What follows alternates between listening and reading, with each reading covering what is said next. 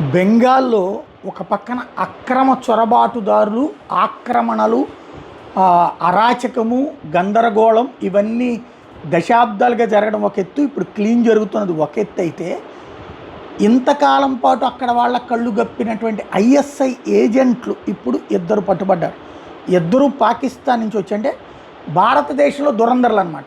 మన వాళ్ళు వెళ్ళి అక్కడ దురందర్ చేసి వచ్చాడంటే వాళ్ళు మన దేశంలో బెంగాల్లో ఉన్నారు.